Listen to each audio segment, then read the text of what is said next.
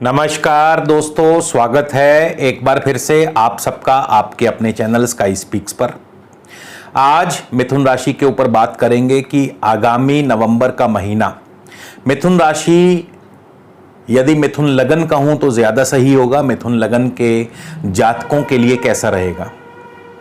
लेकिन उससे पहले आप सभी को डबल बधाई देना चाहूँगा। एक तो हमारा चैनल 3 लाख सब्सक्राइबर्स पार कर चुका है और ये सब आप ही का प्यार, आप ही का आशीर्वाद है। और दूसरे 14 नवंबर को दीपावली का पावन पर्व आने वाला है, तो आप सबको दीपावली की बहुत बहुत शुभकामनाएं। ईश्वर करे आप सदा दिन दूनी रात चौगुनी तरक्की करते रहें। चलिए आगे बढ़ते हैं, बात करेंगे मिथुन लगन राशि के बारे में। बहुत से लोग मुझसे पूछते हैं कि जी राशिफल किस से देखें, लगन से देखें, सूर्य से देखें, चंद्रमा से देखें। तो आज आपके सवाल का उत्तर यहां पर लिख दिया। राशिफल लगन राशि, चंद्र राशि, सूर्य राशि तीनों से ही देखा जाता है, देखा जाना चाहिए। लगन जहां शरीर है, चंद्रमा मन है, सूर्य आत्मा है। तीनों ही लग्नों का प्रभाव जो है, तीनों ही राशि स्वामियों का प्रभाव जो है हमारे जीवन पर कम या ज्यादा अधिक पड़ता है, लेकिन लगन को इसमें सबसे अधिक महत्ता दी गई है, प्रधानता दी गई है। तो यदि आप मेरा राशिफल आप देख रहे हैं, मेरे द्वारा बताया गया राशिफल देख रहे हैं, तो ये राशिफल, ये गोचर फल जो है आपको लगन राशि से हमेशा पहले देखना चाहिए। और दूसरी बात, गोचर फल कभी अपने आप फल नहीं दे सकता। गोचर फल निर्भर करता है आपकी अपनी जन्मकालीन ग्रह स्थिति और वर्तमान दशा अंतरदशा पर। तो गोचर कभी अकेला अपने आप फल नहीं दे सकता। ये मात्र केवल एक डाकिया है, पोस्टमैन है, जो आपके पास सुख और दुख का पार्सल लेकर के आया है। आपके पार्सल में सुख है या दुख है, चिंता है या खुशियां है, ये निर्धारित करती है आपकी जन्मकालीन ग्रह स्थिति और आपकी वर्तमान दशा अंतरदशा। तो ये सत्य हमेशा याद रखा करें। चलिए सबसे पहले जान लेते हैं इस महीने की, नवंबर के महीने की ग्रह चाल के बारे में। शुक्र चौथे भाव में है, कन्या राशि में है। 16 नवंबर को शुक्र तुला राशि में अपनी स्वराशि में पंचम भाव में प्रवेश कर जाएंगे। सूर्य 16 नवंबर को वृश्चिक राशि छठे भाव में चले जाएंगे। बुध लगभग पूरा ही महीना तुला राशि में रहेंगे। 3 नवंबर को बुध मार्गी हो रहे हैं। 28 नवंबर को बुध वृश्चिक राशि में केतु के साथ युति योग बनाएंगे। केतु पहले से ही छठे भाव वृश्चिक राशि में विराजमान है। बृहस्पति जो हैं ये सप्तम भाव में है, अपनी स्वराशि में है, धनु राशि में। बृहस्पति 20 नवंबर को मकर राशि में चले जाएंगे, शनि के साथ युति योग बनाएंगे। शनि अपनी स्वराशि मकर राशि में अष्टम भाव में है। मंगल वक्री हैं और मंगल 14 नवंबर से मार्गी होंगे। मंगल जो है ये, जी हां, 14 नवंबर से मंगल मार्गी होंगे और दशम भाव में है, मीन राशि में है। राहु वृषभ राशि 12वें स्थान में है। सबसे पहले हम बात करेंगे आपके सेहत और स्वास्थ्य के ऊपर। राशि स्वामी बुध है और बुध पंचम भाव में है, तुला राशि में। पंचम भाव वैसे तो रोग नाशक भाव माना गया है, रोग का नाश करता है। पंचम भाव में तुला राशि में बुध जो हैं ये मित्र राशि में भी हैं और लग्नेश का पंचम भाव में जाना ये अपने आप में शुभ माना जाता है। लेकिन स्वास्थ्य के दृष्टिकोण से अभी नवंबर का महीना आपको थोड़ा सा सावधान रहना होगा। उसका कारण ये है कि बुध के ऊपर, पंचम भाव में स्थित बुध के ऊपर अष्टम भाव से शनि की दृष्टि है, दशम दृष्टि, और दशम भाव से रोग स्वामी मंगल की दृष्टि है, 8वीं दृष्टि। साथ ही मंगल की दृष्टि लगन भाव पर भी है। और सप्तमेश या मार्केश बृहस्पति की दृष्टि भी है लगन भाव पर।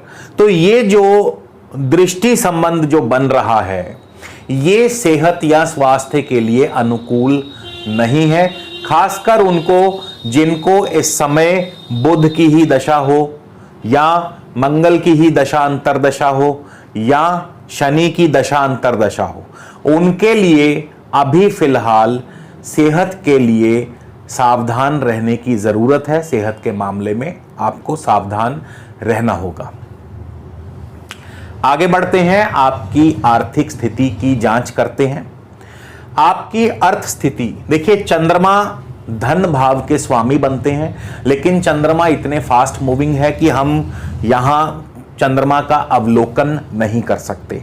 तो यहां पर हमें धन भाव में कोई ग्रह है या नहीं है, और धन भाव पर किन ग्रहों की दृष्टि है, और साथ में लाभ स्थान को लेकर के चलना होगा, तभी आर्थिक स्थिति का अवलोकन, आर्थिक स्थिति का हम पूर्ण विश्लेषण कर पाएंगे। धन भाव पर बृहस्पति की दृष्टि अभी 20 नवंबर के बाद आएगी, लेकिन फिलहाल धन भाव पर अष्टम भाव से शनि की दृष्टि पड़ रही है। इसके अलावा अभी अन्य किसी ग्रह की दृष्टि नहीं है। धन भाव पर शनि की दृष्टि आपको धन के मामले में परेशान कर सकती है। धन रुक रुक कर आएगा, धीमी गति से आएगा, जितना चाहिए उतना नहीं आएगा, लेकिन अचानक धन लाभ भी करवा सकती है। वो इसलिए कि अष्टम भाव जो है ये मृत धन भी माना जाता है, ऐसा धन जो फंस गया हो, मर चुका हो, मृत धन। तो शनि, लेकिन वो मृत धन सबको मिलेगा कि नहीं ये निर्भर करता है आपकी अपनी जन्मकालीन ग्रह स्थिति व दशा अंतरदशा। तो यदि आपको इस समय शनि की ही दशा अंतरदशा चल रही है तो आपको धन के मामले में अभी आर्थिक तंगी हो सकती है। उधर लाभेश भी अपने से 12वें स्थान में चल रहे हैं, हालांकि मंगल दशम भाव में है, बहुत बली माने जाते हैं मंगल, यहां दशम भाव में स्थान बली। कारोबार तो देंगे, कारोबार आएगा, काम आएगा, लेकिन लाभ उतना नहीं होगा जितना चाहिए, या ऐसा हो सकता है कि कॉम्प्रोमाइज लाभ हो, यानी आपको अपनी जो शर्तें हैं उनमें कुछ हेर फेर करना पड़े, तब जाकर के आपको लाभ होगा। तृतीय स्थान की बात करते हैं। तृतीय स्थान के स्वामी सूर्य हैं, सूर्य पंचम स्थान में है। तृतीयेश का पंचम स्थान में जाना संतान पक्ष से लाभ को दर्शाता है, क्योंकि तृतीय स्थान जो है ये संतान भाव से लाभ स्थान पड़ता है। तो संतान पक्ष को लाभ होगा जिनको सूर्य की दशांतर दशा या संतान पक्ष से लाभ होगा। तृतीय भाव पर बृहस्पति सप्तमेश की दृष्टि भी है, तो यात्रा से लाभ, छोटे भाई बंधुओं से लाभ, क्योंकि बृहस्पति की शुभ दृष्टि है। अपने कार्यों से लाभ, कोशिशों से लाभ, पराक्रम से लाभ, किनको, जिनको भी इस समय बृहस्पति की ही दशा अंतरदशा चल रही है। आगे बढ़ते हैं, सुख स्थान की बात करते हैं। आपके सुख स्थान में शुक्र देव विराजमान है। शुक्र द्वादशेश भी हैं, पंचमेश भी हैं। पंचमेश होकर के शुक्र का सुख स्थान में आना, अब देखिए ये दो प्रकार से फल देगा। शुक्र सुख स्थान में है, लग्जरी को बढ़ा देते हैं, यानी ऐश्वर्य के सुख साधनों पर खर्च होगा, निवेश होगा, क्योंकि 12वें स्थान के स्वामी भी हैं, खर्चों को भी बढ़ाते हैं। भूमि भवन वाहन पर भी खर्च हो सकता है, वाहन के योग बना सकते हैं। मंगल की भी दृष्टि है, भूमि पुत्र मंगल, लाभेश मंगल की दृष्टि है, तो भूमि से भी लाभ दिलाते हैं। और चूंकि पंचमेश हैं शुक्र, पंचम का अपने से 12वें स्थान में जाना ये संतान पक्ष के लिए हानि करता है। तो जिनको भी इस समय शुक्र की ही दशा अंतरदशा, शुक्र 16 नवंबर तक अभी चौथे भाव में रहेंगे, जहां एक तरफ सुख साधनों की वृद्धि करते हैं, ऐश्वर्य साधनों की वृद्धि करते हैं, भूमि भवन आदि से लाभ दिलाते हैं, यहां तक कि शिक्षा के क्षेत्र में भी आपको लाभ दिलाते हैं। लेकिन वहीं दूसरी तरफ संतान पक्ष के लिए शुभ नहीं है। संतान पक्ष से 12वें स्थान में होने की वजह से संतान को कष्ट या हानि, जिनको शुक्र की दशा अंतर्दशा चल रही है। 16 नवंबर को शुक्र आएंगे अपने ही राशि पंचम भाव में, अपनी स्वराशि में। यहां पर एकदम से जो संतान को कष्ट या हानि थी वो अब परिवर्तित हो जाएगी लाभ में। संतान से लाभ होगा, संतान से सुखद फल प्राप्त होंगे। संतान उत्पत्ति का समय भी नजदीक है यदि आप गर्भवती हैं। संतान भाव में सूर्य भी हैं, तृतीयेश होकर के बैठे हैं। संतान भाव में सूर्य का मैंने आपको पहले बताया कि संतान से लाभ को दर्शाते हैं, संतान पक्ष से सुखद फल को दर्शाते हैं। इसके अलावा अब यहां पर शुक्र के आ जाने से शेयर मार्केट में भी आपको लाभ होगा, क्योंकि लाभेश मंगल की दृष्टि भी है। लाभेश मंगल की दृष्टि है, अष्टमेश शनि की भी दृष्टि है। तो जिनको तो मंगल की दशा अंतर्दशा है उनको तो लाभ दिलाएंगे शेयर मार्केट से, लेकिन जिनको शनि की दशा अंतर्दशा है उनको अभी सोच समझ के निवेश करना होगा या अभी लंबे समय के लिए निवेश कीजिए। तो दशा अंतर्दशा का अवश्य ध्यान रख लीजिएगा, क्योंकि बिना इसके गोचर फल अधूरा है। शुक्र पंचम भाव में प्रेम संबंधों में भी सफलता दिलाते हैं। अभी 16 नवंबर से पहले जो प्रेम संबंधों में तनाव था, माहौल अनबन था, आपस में बातचीत नहीं थी, अब वो बातचीत शुरुआत उसकी हो सकती है। हो सकता है कि आपको 16 नवंबर के बाद आपके प्रेम संबंधों में दोबारा से वो मधुरता आए या प्रेम संबंधों में सफलता आए। नौकरी पेशा व्यक्तियों की बात करें, बुध जो हैं वो अभी 28 नवंबर को आएंगे, लेकिन सूर्य 16 नवंबर को ही आ जाएंगे, मगर उससे पहले यहां पर केवल केतु विराजमान है। छठे भाव में केतु रोग को बढ़ाते हैं। छठे भाव में केतु चोट आदि का भय बनाते हैं। छठे भाव में केतु नौकरी संबंधी परेशानियों को पैदा करते हैं। जिनको भी केतु की दशा अंतर्दशा है, लेकिन ये स्थिति तब तक थी जब तक केतु शनि के नक्षत्र में थे, यानी 3 नवंबर तक शनि के नक्षत्र में रहेंगे केतु, उपनक्षत्र में। और 4 नवंबर को केतु जो हैं बृहस्पति के उपनक्षत्र में प्रवेश कर जाएंगे। बृहस्पति सप्तमेश भी हैं, बृहस्पति दशमेश भी हैं। तो अब जो है केतु की जिनको दशा अंतर्दशा चल रही है उनके लिए अब स्थितियां थोड़ी सी सुखद होंगी। सप्तमेश की बृहस्पति के नक्षत्र में जाने से घर में वैवाहिक या मांगलिक कार्य संपन्न होंगे, और चूंकि बृहस्पति दशमेश भी है, कारोबार में तरक्की, नौकरी में तरक्की, आपके प्रमोशन के चांस भी बनाते हैं। तो अभी तक जो केतु की वजह से दिक्कत और परेशानी चल रही थी, ज्यों ही 4 नवंबर को केतु बृहस्पति के उपनक्षत्र में प्रवेश करेंगे, और यदि आपको केतु की ही दशा अंतर्दशा है तो अब आपको सुखद फल प्राप्त होंगे, खास करके नौकरी में। और 16 नवंबर से सूर्य भी आ जाएंगे छठे भाव में। तृतीयेश सूर्य का छठे भाव में आना कोशिशों में सफलता को दर्शाता है, पराक्रम में वृद्धि को दर्शाता है, शत्रुओं को निस्तेज करता है, शत्रु आपके सामने दबे रहेंगे। तो आपको अब जो है 4 नवंबर के बाद और 16 नवंबर के बाद से आपको शुभ फलों की बढ़ोतरी होगी, जिनको भी सूर्य की या केतु की दशा अंतर्दशा चल रही है। लेकिन क्योंकि केतु मंगल की राशि में है, तो यदि मंगल की ही दशा अंतर्दशा है, मंगल रोग भाव के स्वामी है, तो आपको थोड़ा सजग रहना होगा। तो दशा अंतर्दशा से देखिए कितना अंतर पड़ जाता है फलादेश में। अब बात करते हैं बृहस्पति की। बृहस्पति जो कि सप्तम भाव में है, अपनी स्वराशि में है। बृहस्पति यहां विवाहिक या मांगलिक कार्यों को संपन्न करवाते हैं।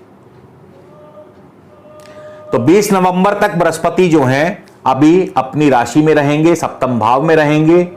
बृहस्पति का सप्तम भाव में आना मांगलिक कार्यों को दर्शाता है, वैवाहिक कार्यों को दर्शाता है।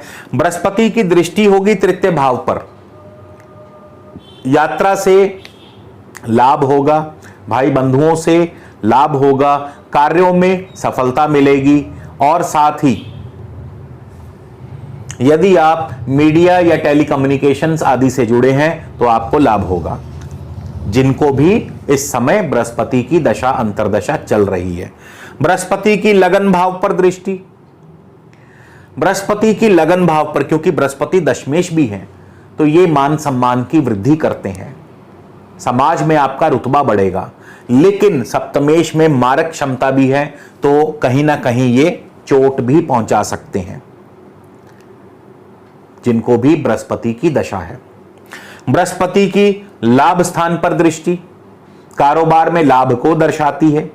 नए नए कॉन्ट्रैक्ट्स मिल सकते हैं, नए नए मित्र बन सकते हैं, मित्रों के सहयोग से लाभ हो सकता है, शेयर मार्केट से लाभ हो सकता है। तो ये बृहस्पति की दशा अंतर्दशा में आपको इस प्रकार के फल मिल सकते हैं। बृहस्पति 20 नवंबर को चले जाएंगे अष्टम भाव में और अष्टमेश शनि के साथ युति योग बनाएंगे। अब सप्तमेश का अष्टम में जाना वैवाहिक सुख में बाधा, वैवाहिक जीवन में उथल पुथल ले आता है। बृहस्पति सप्तमेश भी है तो दशमेश भी है। दशमेश का अष्टम में जाना यहां पर भी कारोबार में धीमापन ले आएंगे, कारोबार में नुकसान के योग बना सकते हैं। तो जैसे ही 20 नवंबर को बृहस्पति अष्टम भाव में जाएंगे तो स्थितियों में अंतर आएगा। बृहस्पति की अष्टम भाव से दृष्टि होगी चौथे भाव पर। भूमि, भवन, वाहन, इन कार्यों में आपको सफलता दिलाते हैं। भले ही अष्टम भाव में है लेकिन बृहस्पति की दृष्टि जो है यह हमेशा शुभ रहती है। बृहस्पति की दृष्टि होगी धन भाव पर 20 नवंबर से। तो जैसा कि मैंने बताया कि जो अष्टम भाव है ये अचानक धन लाभ करवाता है, तो अब बृहस्पति अचानक धन लाभ करवा सकते हैं। बृहस्पति की दृष्टि होगी 12वें स्थान पर, निवेश को बढ़ाते हैं, कारोबार में निवेश बढ़ सकता है। आपको इंपोर्ट एक्सपोर्ट के कार्यों से धन लाभ हो सकता है। जिनका भी इस समय इंपोर्ट एक्सपोर्ट से कारोबार जुड़ा है उनके लिए बृहस्पति शुभ रहेंगे, भले ही अष्टम भाव में है। शनि अष्टमेश होकर के अष्टम में है, आयु वृद्धि करते हैं लेकिन साथ ही बाधाओं को बढ़ाते हैं। शनि की दृष्टि होगी दशम भाव पर, तृतीय दृष्टि। कारोबार में थोड़ी सी मेहनत ज्यादा करनी पड़ेगी, डबल मेहनत करनी पड़ेगी। कार्यों में सफलता पाने के लिए आपको दुगनी मेहनत करनी पड़ेगी, क्योंकि शनि जो है धीरे धीरे फल देंगे। आपको लगेगा आपके कार्यों में बाधाएं आ रही हैं, लेकिन शनि जो हैं वो आपको अब आपकी कड़ी परीक्षा लेंगे। शनि की दृष्टि रहेगी धन भाव पर। तो जैसा कि मैंने पहले बता चुका हूं कि अष्टमेश की दृष्टि धन भाव पर होने से धन की तंगी महसूस होगी। पंचम भाव पर शनि की दृष्टि संतान पक्ष के लिए अच्छी नहीं है, शेयर मार्केट के लिए अच्छी नहीं है, या लंबा निवेश कीजिए, लॉन्ग टर्म इन्वेस्टमेंट्स कीजिए। इसके बाद भाग्य भाव के स्वामी भी हैं शनि, और भाग्य भाव से अपने से 12वें स्थान में है। नवम भाव भाग्य के साथ साथ विद्या का भी है, हायर एजुकेशन। तो यदि आप इस समय हायर एजुकेशन में हैं, पोस्ट ग्रेजुएशन कर रहे हैं और आपको शनि की ही दशा अंतर्दशा है, तो अब आपका मन पढ़ाई में शनि लगने नहीं देंगे, दिक्कत पैदा करेंगे। पर यदि आप, क्योंकि शनि अष्टमेश हैं, रिसर्च कार्यों से जुड़े हैं, यदि आपका कार्य रिसर्च है, गहन अध्ययन है, तो क्योंकि अष्टम भाव गहन अध्ययन का भी है, तो डिपेंड करता है आपकी एजुकेशन क्या है, किस संबंध में आप एजुकेशन ले रहे हैं। इंपोर्ट एक्सपोर्ट के कारोबार से जुड़े हैं तो आपको दिक्कत पैदा करेंगे, अष्टम भाव में शनि है। नवम भाव जो है ये इंपोर्ट एक्सपोर्ट के कारोबार का भी है, नवम भाव दूरस्थ यात्राओं का भी है, यात्राओं में भी असुविधा पैदा कर सकते हैं। तो शनि के मिले जुले फल मिलेंगे। अष्टम भाव के लिए शनि शुभ फल देंगे। अष्टम भाव आयु का है, आयु की वृद्धि करते हैं। अष्टम भाव बाधाओं का है, बाधाएं भी लाते हैं, कार्यों में विलंब पैदा करते हैं। तो कई प्रकार से शनि के मिले जुले फल प्राप्त होंगे। शनि जो हैं, ये जो शनि के फल हैं जो मैं आपको बता रहा हूं, ये खास करके 15 नवंबर के बाद से, क्योंकि 15 नवंबर को शनि अपने ही उपनक्षत्र में आ जाएंगे, तो कार्यों में विघ्न और बाधाएं थोड़ी ज्यादा महसूस होंगी उनको, जिनको कि शनि की दशा अंतर्दशा चल रही है। 15 नवंबर से पहले शनि फिर भी आपके लिए शुभ फल देंगे। तो 15 नवंबर के बाद ज्यों ही शनि अपने उपनक्षत्र में आएंगे, अष्टमेश का अपने ही उपनक्षत्र में आना बाधाओं को पैदा करता है उनको, जिनको शनि की दशा अंतर्दशा। मंगल दशम भाव में है, लाभेश होकर के बैठे हैं दशम भाव में, कारोबार की वृद्धि करते हैं, कारोबार अच्छा होगा, मान सम्मान की बढ़ोतरी होगी, धन लाभ लेकिन कम होगा क्योंकि लाभेश अपने से 12वें चल रहे हैं। मंगल की दृष्टि लाभ स्थान, मंगल की दृष्टि लगन भाव पर भी होगी। चोट दुर्घटना के अलावा मान सम्मान तो दिलाएंगे, नए मित्रों से मेल मिलाप होगा, शेयर मार्केट से लाभ होगा। मंगल की दृष्टि चौथे भाव पर भूमि आदि से धन लाभ। मंगल की दृष्टि 5वें भाव पर संतान पक्ष के लिए कष्टकारी हो सकते हैं, लेकिन शेयर मार्केट में धन लाभ करवाते हैं। राहु 12वें स्थान में है, खर्चों में बढ़ोतरी करते हैं, लेकिन सिर्फ तब तक जब तक शनि के उपनक्षत्र में है। 4 नवंबर को राहु बृहस्पति के उपनक्षत्र में प्रवेश कर जाएंगे, तो 4 नवंबर से राहु जो हैं बृहस्पति की तरह फल देंगे। बृहस्पति सप्तमेश हैं इस कुंडली में, मिथुन लगन वालों के लिए तो मांगलिक कार्यों में सफलता, घर में वैवाहिक कार्यों में सफलता। बृहस्पति दशमेश भी हैं, कारोबार की वृद्धि, धन लाभ, और साथ ही बृहस्पति मान सम्मान की बढ़ोतरी भी करेंगे। ये सब राहु की जिनको दशा अंतर्दशा चल रही है उनके लिए। अब बात करते हैं कि ऐसा कौन सा उपाय आपके लिए शुभ रहेगा। देखिए, सेहत है, स्वास्थ्य है तो सब कुछ है, और सेहत नहीं तो कुछ भी नहीं। केतु छठे भाव में है, मंगल की राशि में है, अग्नि राशि में है। छठे भाव में केतु जो हैं यहां पर चोट आदि का भय बना सकते हैं। तो आपको छोटे बच्चों में मिठाई अवश्य बांटिए, मीठा बांटिए, या गणपति जी को प्रत्येक इतवार सुबह तड़के नवंबर का पूरा महीना भगवान श्री गणेश जी को लड्डुओं का भोग लगाएं, क्योंकि लड्डू उन्हें बहुत प्रिय हैं। तो निसंदेह गणपति जी की आप पर कृपा होगी। और दोस्तों, आपको ये वीडियो कैसा लगा हमें जरूर कमेंट करके बताइएगा। अगले वीडियो में आपसे फिर जल्द मुलाकात होगी। तब तक के लिए नमस्कार, धन्यवाद।